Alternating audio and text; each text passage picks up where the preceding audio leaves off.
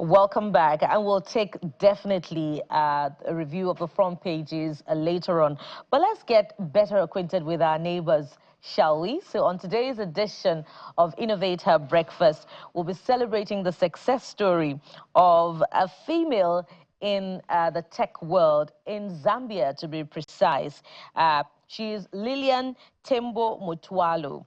She's the managing director, Biobab Zambia. And she joins us virtually from Lusaka, the capital of Zambia. Good morning, Lillian. How are you doing this morning? And how is Zambia? How is Lusaka? Good morning. Good morning. Lusaka is amazing. The weather is good. We're getting into winter. How's Nigeria? How's Lagos? Oh, Lagos is beautiful. The weather is beautiful as well. We're hovering between rain and cool weather. But let's talk the weather in the tech world. Zambia is set to be experiencing a tech revolution that is transforming processes, not just for entrepreneurs and the finance world, but in government processes as well. And we know that it was not always this way. So first of all, talk to us about what's responsible for this tech revolution in Zambia. Thank you so much. Like you rightly put it, Zambia right now is going through a very fast-paced digital transformation. You may or may not know, Zambia is surrounded by 8 neighboring countries. We are a land-linked country. We actually don't call ourselves landlocked anymore. We are a land-linked country, and we have 8 neighbors around us. So what we have done, I think from the industry perspective, the tech industry perspective, is that we've been very deliberate to leverage on our position, our central position, to ensure that we are a transit point, whether it's internet traffic from the east to the west or from the north to the south. And like many other countries right now, I mean, there's a move for AI transformation that is happening, and we don't want to be left behind as a country. And we have been very deliberate as an industry really to push the agenda of digital transformation to ensure that our processes are digitized, whether it's in our education system, our government processes, or even the SMEs that are coming up now. They are coming up with digital transformation initiatives. So we are trying to keep up with the world, with the rest of the world, and also just we are trying to be a leader in the southern part of the continent. That's amazing to hear because the world needs, to not just, particularly Africa now, not just to play catch up as far as the digital transformation is concerned, but to have a seat at the table. But, your bio says that you're leading a digital revolution with access to fiber infrastructure and, a push for inclusivity. Before we talk about inclusivity, let's talk about the infrastructure bit of it. In many parts of Africa, there are a lot of challenges bedeviling access to infrastructure for service providers as far as the digital revolution is concerned. What's the story in Zambia as far as the ease of doing business aspect of fiber infrastructure for digital connectivity is concerned? How is Zambia making a difference in this area and making business, friendly for service providers? So in Zambia, really, like many other countries, I'll start with some of the challenges that we have experienced, and I'll go into how we've been able to overcome that.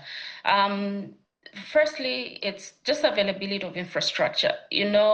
I'm currently running a fiber company, a wholesale fiber company, and you will appreciate that to roll out this fiber infrastructure, it's actually very capex heavy, capital intensive, and it's access to capital that tends to be a challenge for most players in the industry. The other one that we have experienced is a challenge of power. Infrastructure cannot run without access to power.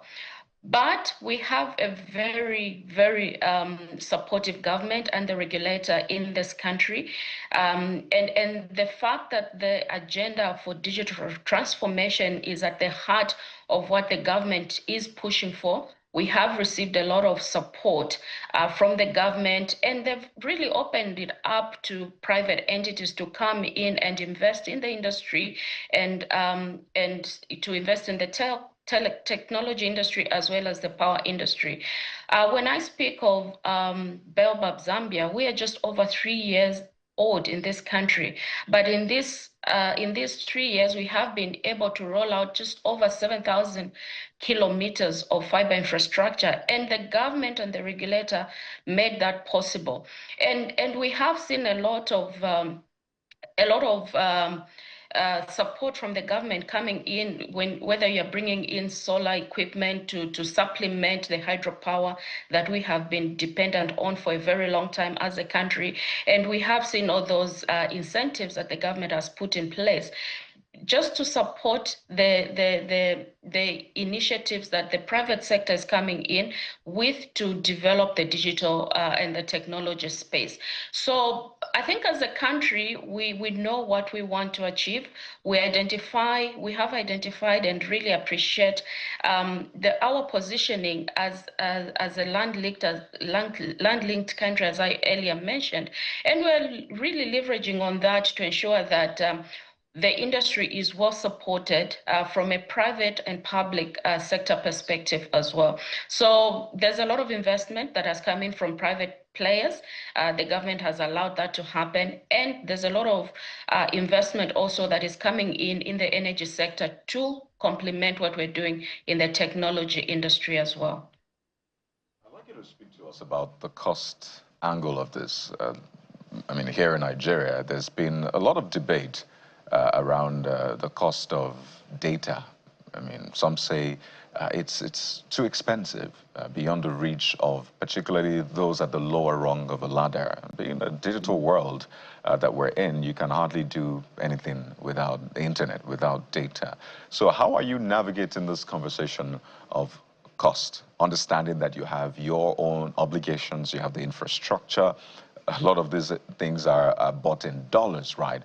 But you have to then localize the costs in such a way that it's not beyond the reach of people, but it's also keeping you in business to make profit. That has been a challenge. Data has moved from being a luxury to a must-have, right? And it doesn't matter who you are, what business you're in. You need to have access to make your phone call. You need to have access to surf the internet. We have in schools, we see that we are moving a lot. We are evolving a lot from using even textbooks to using the internet. You have the evolution of AI, and there's a lot of components that come into play when we look at the total cost of data. And for Zambia particularly, we do not have access to the cost. That means we have to import this data. As much as we have this terrestrial infrastructure in our country, we still need to find our way to connect to the coast, to connect to the internet, and bring it back into the country.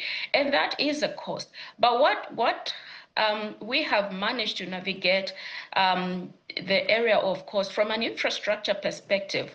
What we have been deliberate about is really, and the government really has supported us in pushing this. There's a regulation that was passed, and this is a co-location regulation.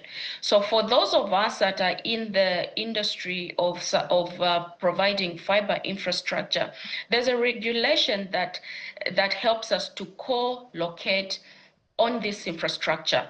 As an example, if as Baobab Zambia have laid infrastructure in a particular area and another player wants lay their infrastructure in the same area, the regulator demands that we co-locate it, whether we're going to use the same poles, and that significantly tends to reduce the cost of data eventually. So there's co-location that we have we have invested in, and which we are doing. The area of energy as well. you cannot run a site, a base station, for example, on diesel 24/7. You need to invest in things like solar power to supplement the times when we do not have power. I think we share the same challenges with Nigeria, that access to power is really a challenge. And once we invest in these alternative power solutions, we have seen that with the incentives that the government has put in terms of taxes, lowering the taxes, and making some of these the equipment that we bring in, energy equipment, to be zero rated in terms of tax, that has also helped us to lower the data cost. We are working to ensure that going forward, and the customers demand it really because of the need, because of the need that for data that most of our customers have.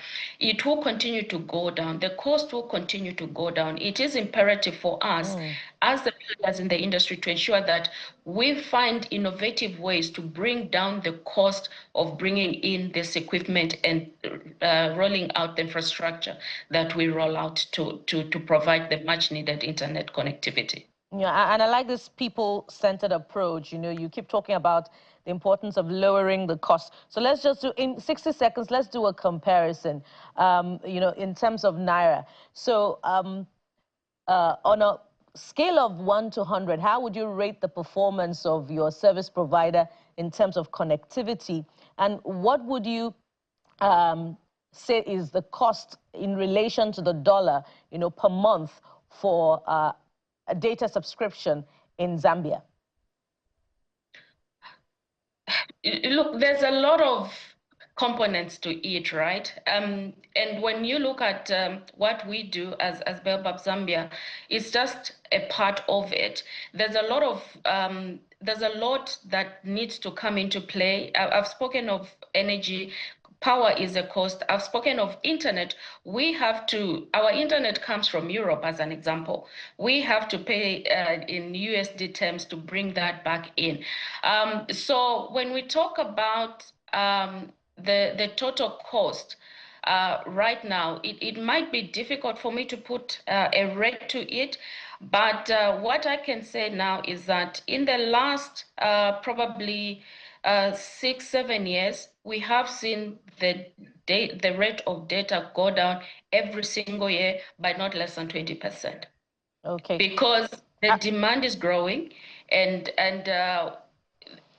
the volume is growing. So where you have huge volumes, we leverage on economies of scale, and we're innovative enough to try and bring the cost down. I was actually hoping you would, you know, give us the exact sum and from kwacha to the dollar. But we must thank you very much at this time. We've been talking with Lilian Tembo Mutwalo, leading Zambia's digital leap through infrastructure and inclusion. And she's the managing director, Baobab Zambia, who has joined us from Lusaka, Zambia. Thank you very much for your time on the program. Thank you for having me. Thank you for having me. And there's more to come on the program. You know, headlines in just a moment. Stay with us. We'll be right back.